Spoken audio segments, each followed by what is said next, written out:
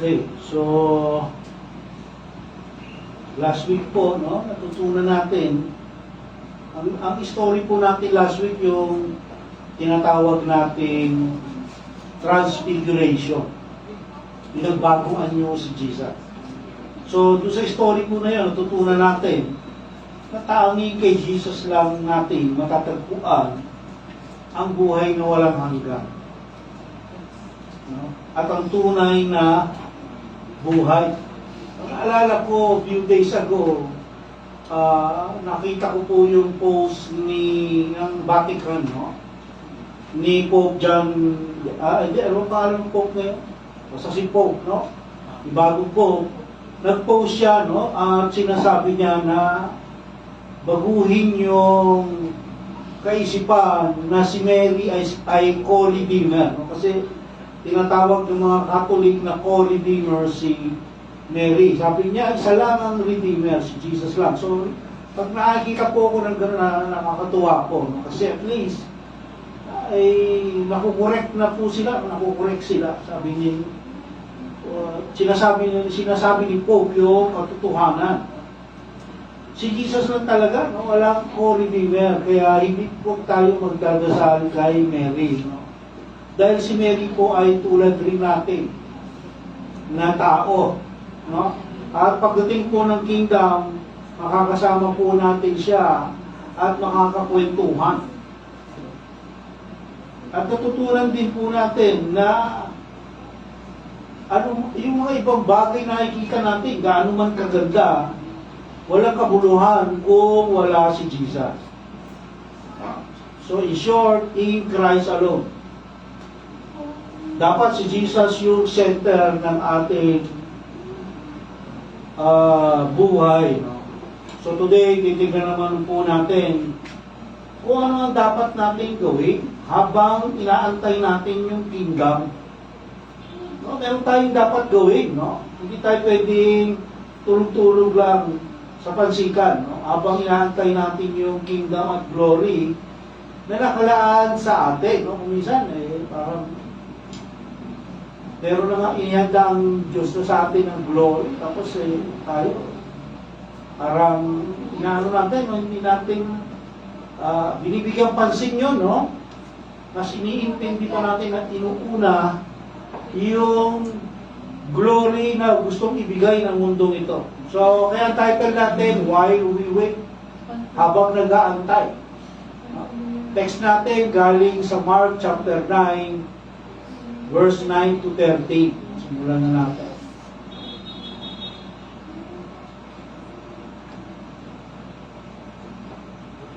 So sabi sa verse 9, and as they were coming down from the mountain, no? Tandaan natin, umakit sila sa bundok, no? Doon naganap yung transfiguration. No? So as they were coming down from the mountain, pababa na sila, Jesus, gave them orders not to recount to anyone what they had seen. Huwag niyong ipagsabi yung nakita niyo ron, no?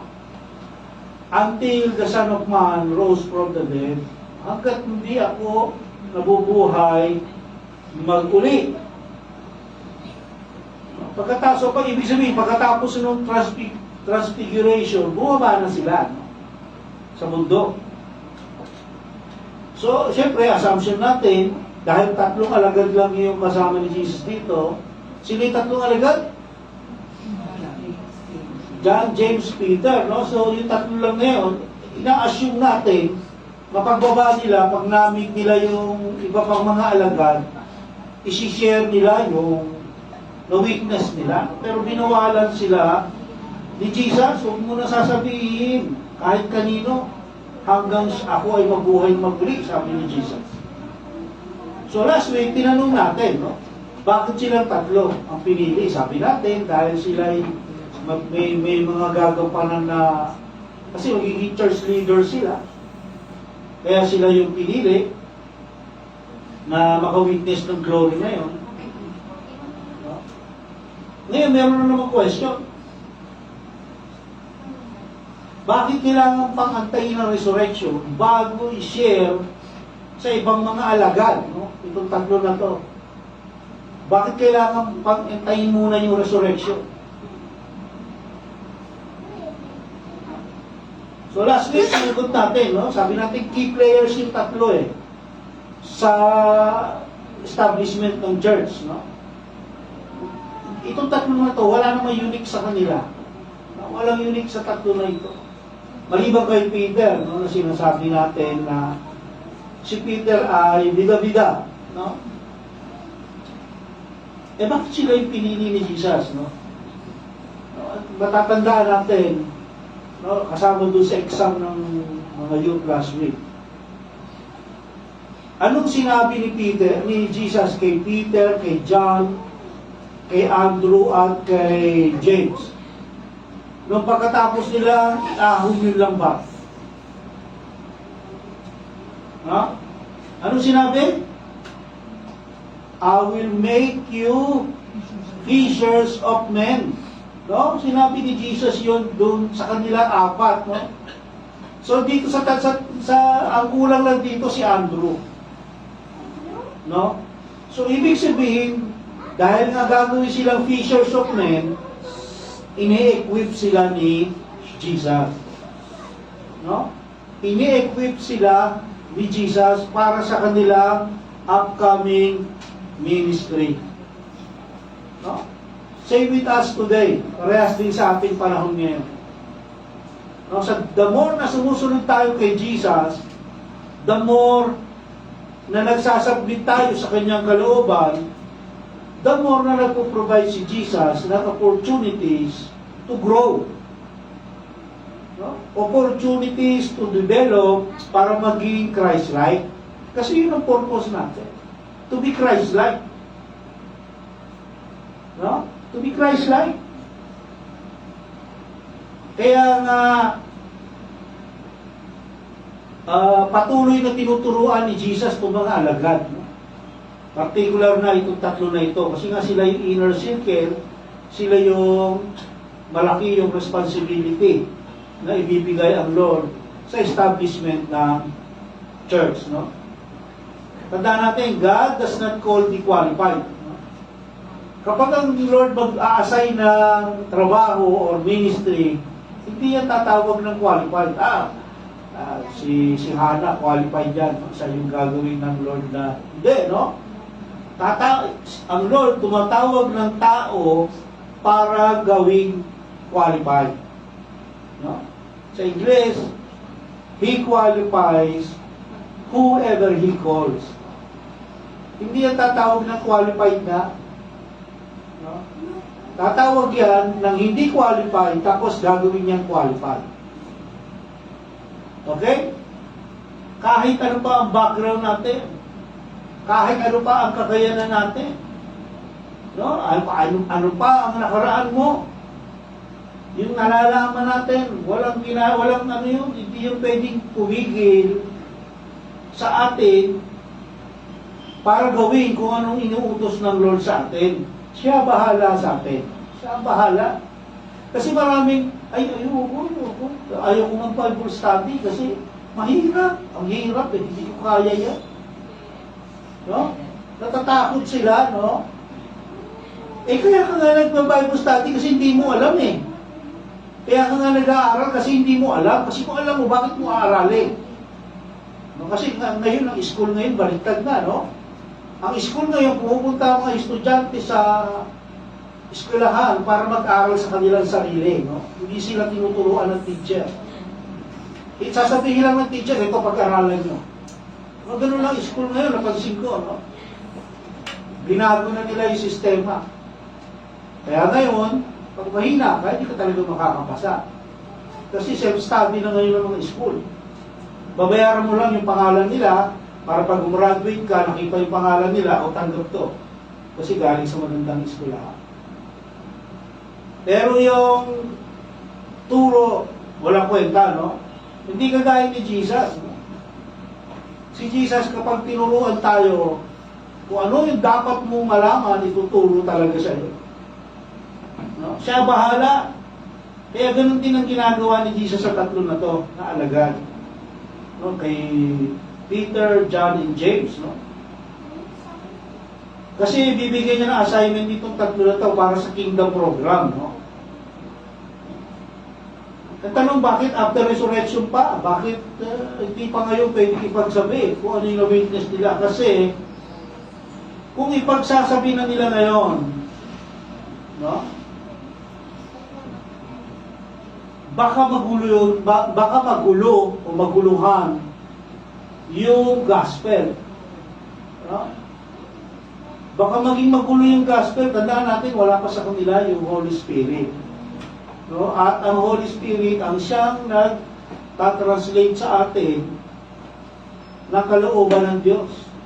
Siya yung nagtuturo sa atin. Yung Holy Spirit, yung trabaho niya. Ituro ang kalooban ng Diyos sa atin. Kasi only after resurrection, tatanggapin ng mga alagad ang Holy Spirit. So kapag nasa kanila ng Holy Spirit, yung 3 na yan, si Peter, John, and James, mauunawaan nila ang lahat. No? Mauunawaan nila ang lahat at maiisip nila, kaya pala kailangan mamatay muna si Jesus. Kailangan po. Kasi ngayon, hindi nila matanggap yun, no? Up to now, nasa chapter 9, verse 9 na tayo, hindi pa rin nila matanggap yun na kailangan mamatay ni Jesus, no? Yung mga katanungan sa kanilang mga isipan after resurrection, mabibigyan ng kasagutan at kalinawan. Kaya sinasabi ni Jesus, huwag niyo munang ipagsabi. No? Kasi, hahawakan niyo lang sila eh. No? Ganun ang iniisip ni Jesus. Hahawakan mo lang yung mga ibang alagad ng kaguluhan. Huwag muna. Pagka nagbuhay na ako mag-uli, tsaka nyo sabihin sa kanila, pag nasa inyo na yung Holy Spirit, may kalinawan na kayo ng pag-iisip. No? At meron na kayong confidence na i-share yung mga bagay na yun.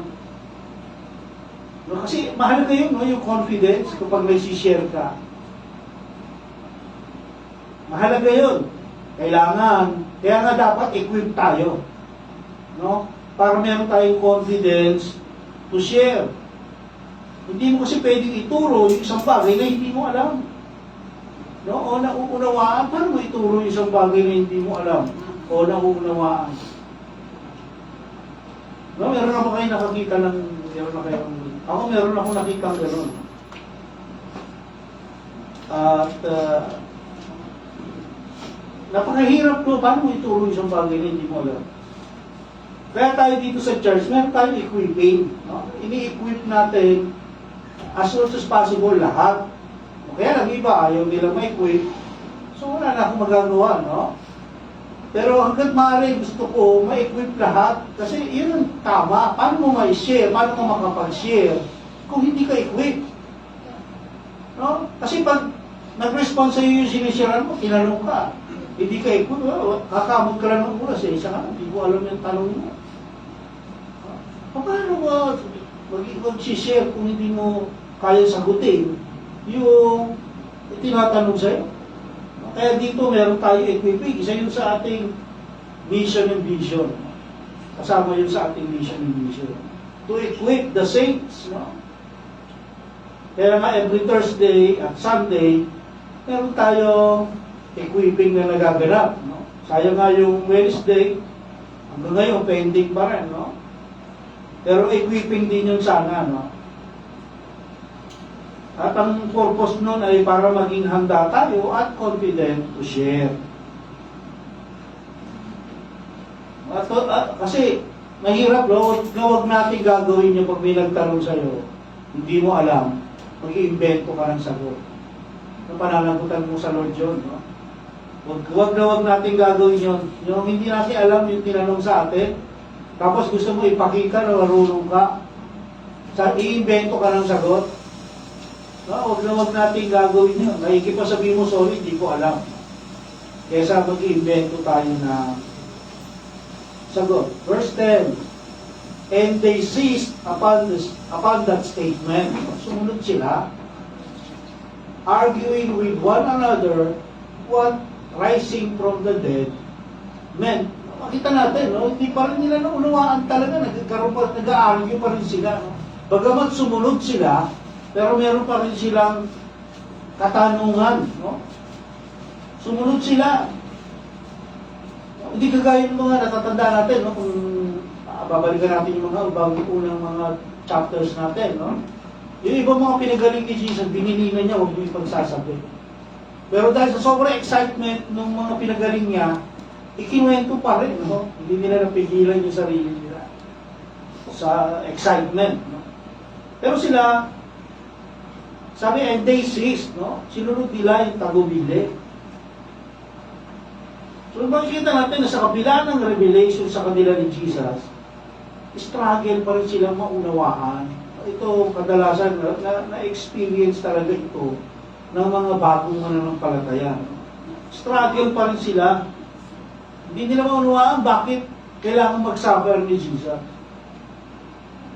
O kaya nga kailangan natin mag-aral. Kasi nandiyan naman ang Holy Spirit, huwag tayong matatakot sa salita ng Diyos. Kailangan natin matutunan yun. Kasi yung reality na sinasabi sa kanila ni Jesus, parang calculus, no? Alam niyo, sino yung nakakalam kung ano yung calculus? Parang wala na yata sa school ngayon yun, no? Tinanggal na sa school yung calculus. Meron po. Napakahirap itong subject na ito. No? Napakahirap niyan. Nung ako'y nag-aaral, ewan ko, no? Parang konting-konti lang kami na nakaunawa dito. No? Kasi nga napakahirap, kahit ako talagang dumudugo utak ko yan. No? Mahirap talaga unaway, parang ganun yung sinasabi ni Jesus sa mga alaga. Hindi nila maintindihan. Nasa isip nila, paano naging victory yung death? No?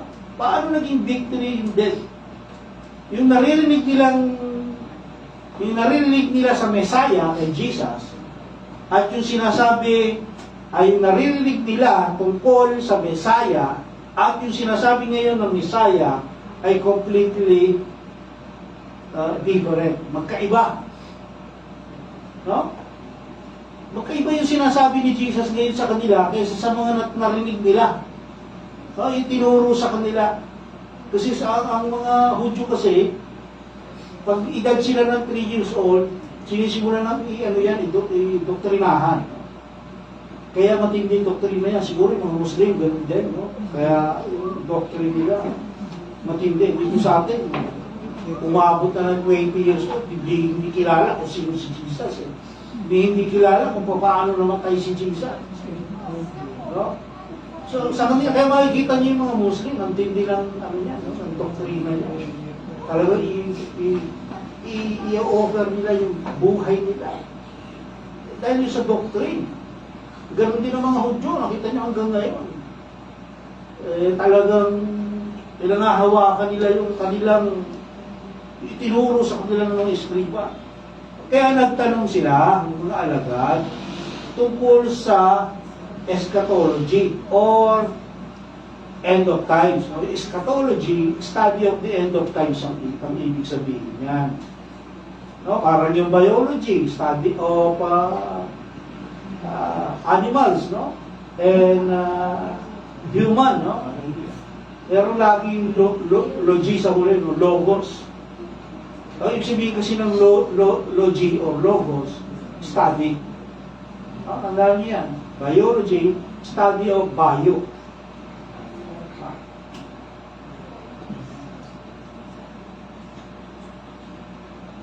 Okay, so nagtanong sila, no? Sabi, and they began asking him, saying, why is it that the scribes say that Elijah must come first? No, yung natutunan nila sa mga iskriba, sa mga tagapagturo ng kasulatan, sinasabi, kailangan muna dumating na Elijah. No? Bakit sinasabi na gano'n? No, bago dadating yung Messiah. So may conflict doon sa tinuro ng skriba at saka sa sinasabi ni Jesus. Gusto nilang i-reconcile yun. No? Gusto nila, paano namin ma-reconcile itong dalawa na ito? Bakit kailangan mamatay ng Messiah pagkatapos namin makita si Elijah? No, kasi ayon sa katuruan nila, pag dumating si Elijah, kingdom coming ang kasunod doon. Eh, bakit mamamatay si Jesus? Yung Messiah mo, ikaw talaga ang Messiah. Parang nagugulo ako sinasabi niyo, hindi lang masabi na tatlo na to, no? Direktahan kay Jesus kasi pagagalitan sila, no? Pag tinanong nila, no, bakit? Hindi, no? Sila na lang nag-aaru, no? Pinipilit niya alamin yung hindi nila kayang alamin. No? Bakit? Ano? Kaya dinaan nila si Jesus sa isang tanong. Why is it? Hindi nila madirektang tanong si Jesus eh. Kailangan muna dumating ni Elijah. Eh, nakita na namin si Elijah, bakit nawala ulit? Parang gano'n, no? Nakita na nila eh. Kausap ni Jesus si Elijah at si Moses, di ba? Doon sa Transfiguration. Confused sila. No? Confused sila dahil sa katuruan ng Eskriba at sinasabi ni Jesus ngayon. No? Binabasa nila yung Torah. No? Every Saturday sa sinagoga, binabasa nila yung Torah. At nababasa nila ito, kailangan muna dumating ni Elijah. So, confused sila sa timing. Tama sila eh. Kailangan muna talagang dumating ni Elijah bago dumating ang Messiah. Yung second advent, yung pangalawang pagbabalik ng Messiah. So, kailangan muna talagang dumating si Elijah. No? So, tignan natin, no? Saan ba tinuro saan ba nila ito nababasa? Buksan natin yung Malakay, hindi ko na sinulat sa yung Malakay chapter 4. Malakay, yung huling-huling book sa Old Testament, no? Yung huling-huling. Sino si Malakay? Huling-huling prophet, no? Kung babasahin natin, mahaba, 1 to 6. Kung babasahin natin dyan, ito yung last words written sa Old Testament. No? Tapos pagkatapos 400 years na walang prophet, no? 400 years pagkatapos ni Malakay nung sabihin ni Malakay itong verse 6, after nito wala ng prophet. 400 years ang lumipas, no? Nagkaroon lang ulit sino yung dumating? Si JB, no? Si John the Baptist, no? So sinasabi dito sa Malakay 4, 1 to 6, piniprepare ni Malakay ang Israel sa susunod na plano ng Diyos. No? Ito yung second coming. Yung first coming nasa chapter 3. Yung second coming nasa chapter 4. Kaya sa chapter 4, sinabi ni Malakay, si Elijah. No? Binanggit niya si Elijah. Ito yung second coming. Sa chapter 3, wala siyang binanggit na pangalan. Sino yung tinutukoy niya rito? Si JB naman. Ha? So, sinasabi ni Malakay yung plano ng Diyos sa Israel. Sa chapter 4, no?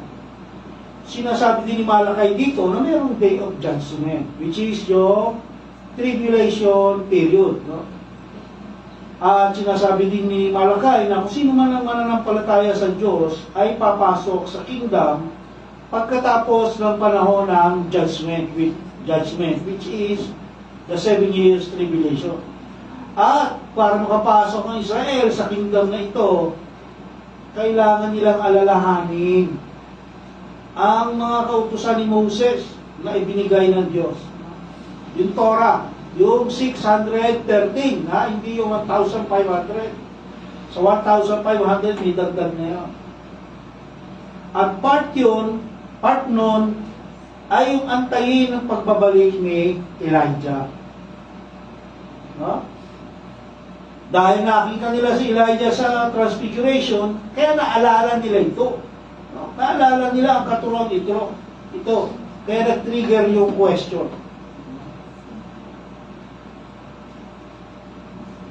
So, madaling salita, no? Sinasabi ng tatlong alagad, naniniwala kami na ikaw ang Messiah. Pero nasa na si Elijah? Bakit nawala? No, nakita na namin siya, kaya ginawa ni Pedro ng kubol eh. Gustong gawaan ni Pedro ng kubol, no? Kasi akala ni Peter, kingdom coming na. No? Kaso nasan si Elijah? No? Ang natutunan namin, kailangan niyang mauna sa'yo. No? Yun ang sinasabi ng mga alagad. Kasi hindi naunawaan ng mga alagad yung chapter 3, yung first coming. Akala nila yung chapter 4 ng Malakay, yun yung first coming. Kaya mayroong confusion. No? Kaya naguguluhan talaga sila, hindi natin maalis, no? Sa kanila. No? Kaya tayo mapalad tayo kasi mayroong Holy Spirit na nagtuturo sa atin. Mayroong pastor na nagpapaliwanag sa inyo. No? Merong teacher na nagpapaliwanag sa inyo. Sa kanila wala, si Jesus direktahan. No? Takot pa sila kasi baka ma-rebuke sila ni Jesus. No? Ayaw nilang magtanong.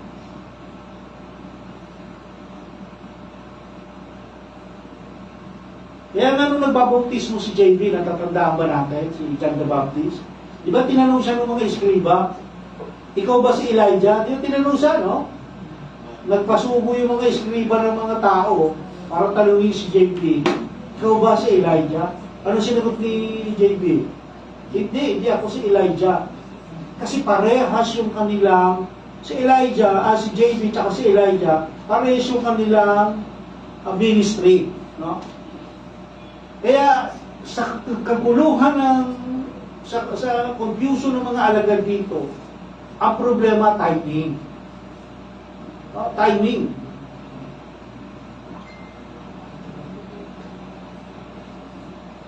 Verse 12, and he said to them, Elijah does first come, no? And restore all things. And yet, how is it written of the Son of Man that he will suffer many things and be treated with contempt? No? Tama yung mga eskriba o teachers of the law. No? Yung mga taga-turo ng law ang tawag sa kanila, eskriba or scribe sa Ingles. No? Tama sila na kailangan munang bumalik kay Elijah. Tandaan natin si Elijah hindi ko nakaranas ng physical death. No, kinuha to ng Lord. No? So, tama yung mga scribe na dapat bumalik si Elijah para ihanda yung mga bagay-bagay. No? At patuloy na pinaalala ni Jesus sa mga tao na dapat sundin natin yung salita ng Diyos. No? Sinabi na rito, and yet, how is it written? No? Yung salita ng Diyos ang dapat nating sundin. Hindi yung oral tradition, ang tagal na kinokorek ni Jesus sa mga alagad, no, at sa mga sumusunod sa Kanya. Na huwag yung sundin, no, yung oral tradition, ang sundin ninyo kung ano yung sinasabi ng inuutos ng Diyos. No, kaya nga sabi ng Diyos kay Peter, no, sa Transfiguration, naalala niyo ba? No, sabi, ito ang anak kong kinalulugdan ko. Makinig kayo sa Kanya. Listen to Him. Diba sabi ng Diyos? Listen to Him. No?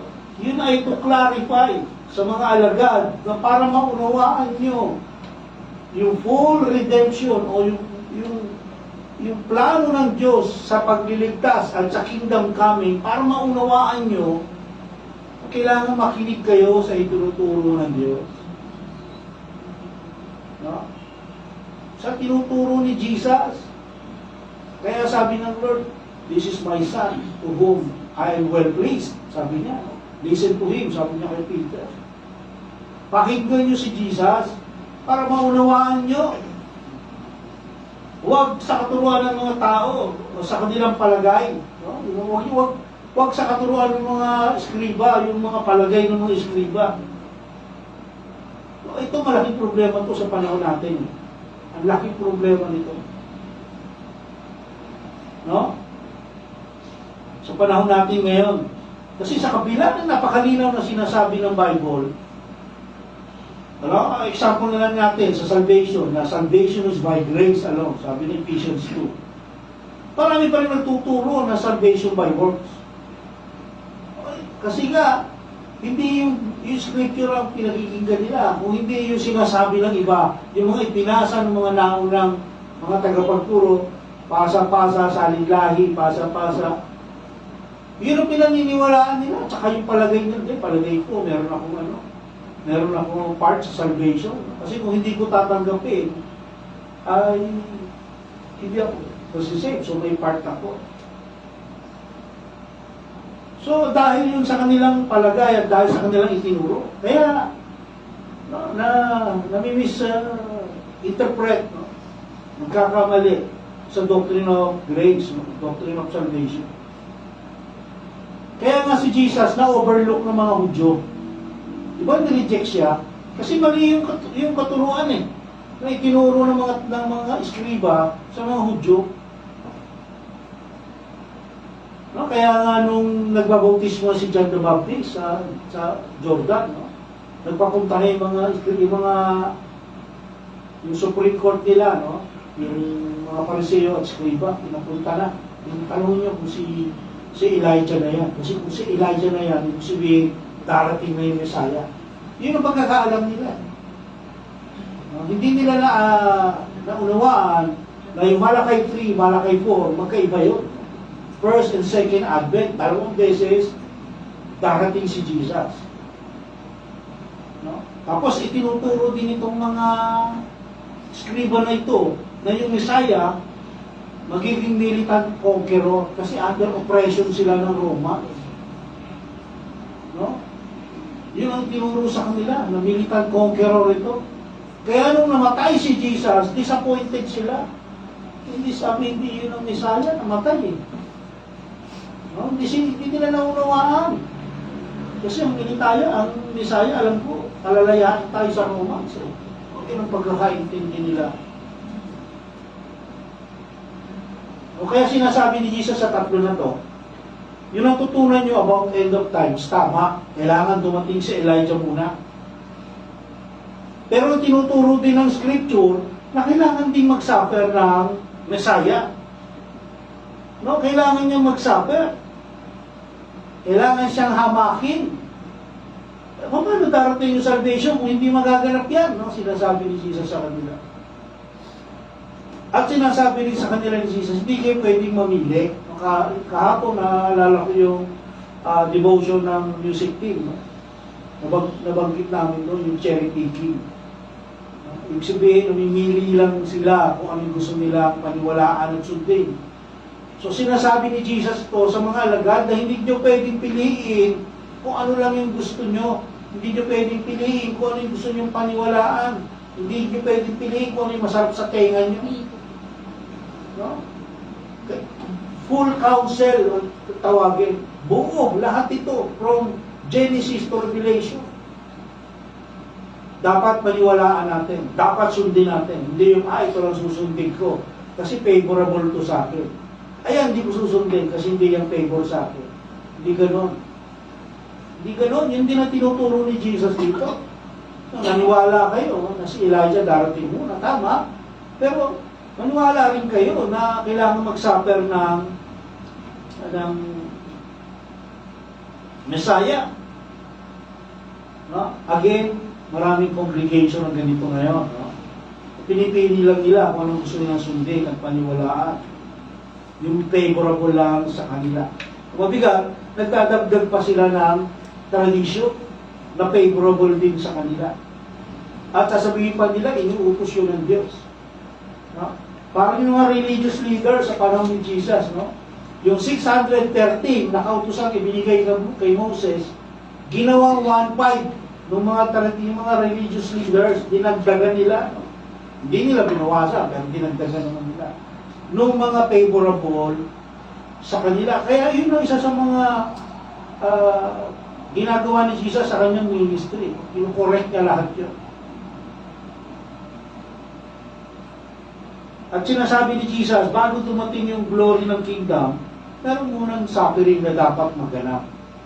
Yung suffering ko. No? Doon nag-i-struggle yung mga alagad. Struggle sila. Bakit may suffering? Kaya nga, binili sa kanila ni Jesus, huwag muna nila ipagsabi yung na-witness nilang transfiguration. Dahil nga baka magulo yung gospel, dahil sa lack of understanding nila, hindi pa, yung understanding nila kulang pa. Especially about death and resurrection. Dahil ang crossless Christ is a void gospel. Kapag ka yung gospel, hindi binanggit yung cross o yung pagkamatay ni Jesus, void gospel yan. Kailangan malaman ng tao na si Jesus namatay para sa ating mga kasalanan. Ang problema kasi ang tao gusto puro kasaganaan. Kasaganaan. Pagka may suffering, ayaw, no? Nagtatago na, suffering na, ayaw ko na yan. Pero kapag kasaganaan na, welcome, dito, una yan, nasa unahan. Pero pag may suffering, nandun sa likod yan, nagtatago, ayaw ko ng suffering. Kahit na necessary yun. Last verse na tayo. So sabi ni Jesus, "But I say to you that Elijah has indeed come, and they did to him whatever they wished, just as it is written of him." So, cryptic or mysterious itong verse na to. No? Kasi sinabi ni Jesus, Elijah has indeed come. Pero actually, hindi pa naman bumabalik si Elijah. No? Ang sinasabi ni Jesus dito, nire-refer ni Jesus dito yung similar ministry, yung ministry ni JB or ni John the Baptist. No, kasi nasabi ko kanina, serve sila similar purpose. No? Kasi si JB, hindi siya yung literal reincarnation ni Elijah. Hindi siya. Iba si JB, iba si Elijah. Diba? Si JB mismo, dininay niya. Hindi ako si Elijah. No, kung babalikan natin yung baptism ni Jesus. No? Kasi yung ministry ni JB, bakit magkaiba? Yung ministry ni JB, hindi naman nag-impact yun sa buong Israel. No? Sa mga ilang-ilang tao lang. Hindi kagaya na Elijah, sabi ng Malakay, mag-i-impact yun sa buong Israel. No? Buong Israel ang maapektuhan yung pagbabalik loob ng buong Israel. Kaya magkaiba sila, although magkaparehas. No? Preparing the way. No? Si JB, pinrepare niya yung unang advent. Yung unang ministry ni Jesus. Si Elijah, ipiprepare niya yung kingdom. No? Parehas preparation. Nung sabi pa, they did to him. Yung ginawa sa kanya. Ano ba ginawa kay JB? So si JB yung tinutukoy dito ni Jesus, ha? Anong ginawa kay JB? Di ba pinapatay siya ni Herodias, yung asawa ni Herod? Diba? Pinapagutan ang ulo, nilagay sa plato yung kanyang ulo. No? So in short, tinuturo ni Jesus sa tatlong disciples na before judgment, kailangan dumating muna ang grace at salvation. Before judgment, grace and salvation muna.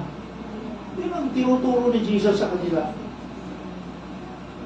Okay, at sa ating pagwawakas, in the meantime, until the kingdom arrives, as the Father spoke from the cloud on the high mountains, we are to listen to Jesus. Samantala hanggang sa dumating ang kaharian, gaya ng sinabi ng Ama mula sa ulam, no, sa transfiguration, sa mataas sa mundo, tayo ay makinig kay Jesus. Dapat nating pakinggan kung ano ang sinasabi ni Jesus. No? So, habang nag-aantay tayo ng kingdom, kailangan nating mag-serve.